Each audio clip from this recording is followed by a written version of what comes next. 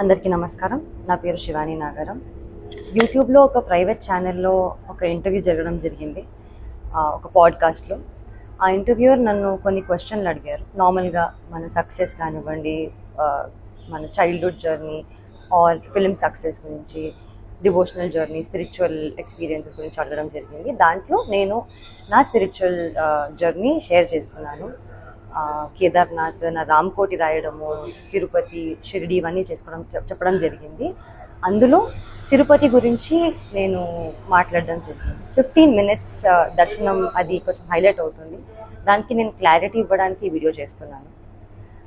October 2025లో నేను ఎయిర్పోర్ట్లో 10,500 శ్రీవాణి దర్శనం టికెట్ నేను, మా అమ్మ లైన్లో నిల్చొని టికెట్ తీసుకున్నామని. మా ఆధార్ కార్డులు అవన్నీ ప్రూఫ్స్ ఉన్నాయి.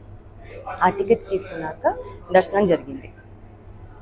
15 minutes అనేది నా మెయిన్ మోటివ్ చెప్పేది ఏంటంటే, లైన్లో బిగినింగ్ నుంచి స్వామివారి దగ్గరికి వెళ్ళినంత వరకు కొంచెం స్వామివారు కనిపిస్తూ ఉంటారు.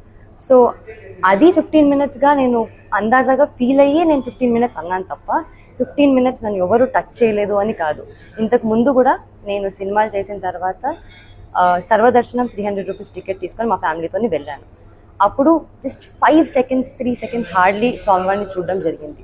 నా లైఫ్లో ఫస్ట్ టైం 13 years తర్వాత స్వామివారిని అంత దగ్గరగా చూడడం జరిగింది.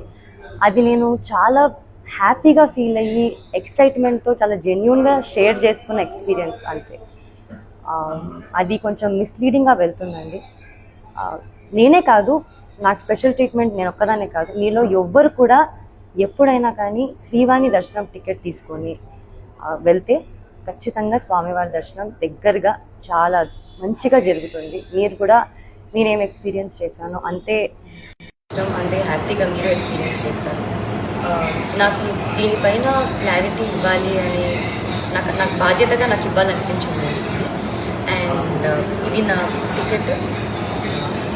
I just want to give that thank you.